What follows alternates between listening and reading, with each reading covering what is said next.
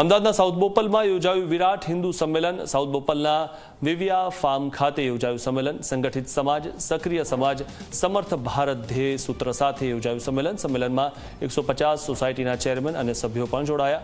સંમેલનમાં સનાતની ઇન્ફ્લુએન્સર, સંત અને મહાનુભાવો પણ જોડાયા। કાર્યક્રમ પહેલા કળશ યાત્રા પણ યોજાઈ હતી। સંઘના 100 વર્ષ પૂર્ણ થવા અને હિન્દુત્વની ભાવના લોકોમાં જગાડવા માટે કરાયું ભવ્ય હિન્દુ સંમેલનનું આયોજન। સંમેલનમાં હાજર મુખ્ય મહેમાન સનાતની ઇન્ફ્લુએન્સર મીનાક્ષી સહેરાવતે હિન્દુત્વ લોકોમાં જગાડવું જરૂરી ગણાવ્યું।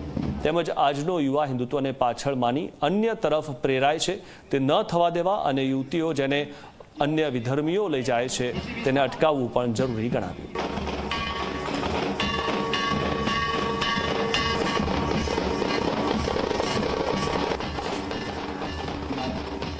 अहमदाबाद की इस पावन भूमि पर आकर मुझे बहुत अच्छा लग रहा है।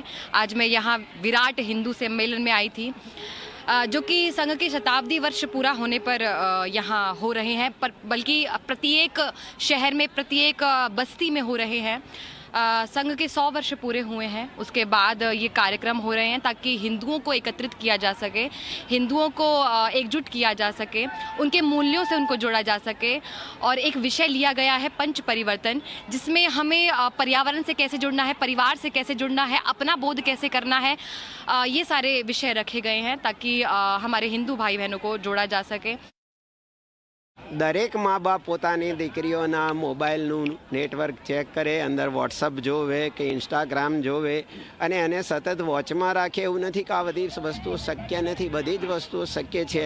आ स्वच्छंदताना परिणामे आवुं थाय छे। ए स्वच्छंदता उपर कंट्रोल कुटुंबना व्यक्तिओए ज लाववानो छे। लावशे तो आपणी जे दीकरीओ छे, देवी छे, आपणी दीकरीओने कह्युं छे कि नारी तू नारायणी, ए नारायणी छे, एनी अंदर ए शक्ति छे, ए भ्रमित ना थाय। એટલે માતા પિતાએ માત્ર એને ભણાવી દીધું એટલું નહીં, એને સુખ સંપત્તિ આપી દીધી એટલું નહીં, પણ એ જે કંઈ કરે છે એના પર પણ ધ્યાન રાખી એના જીવનને સાચા રાહ ઉપર લઈ જવાનું છે।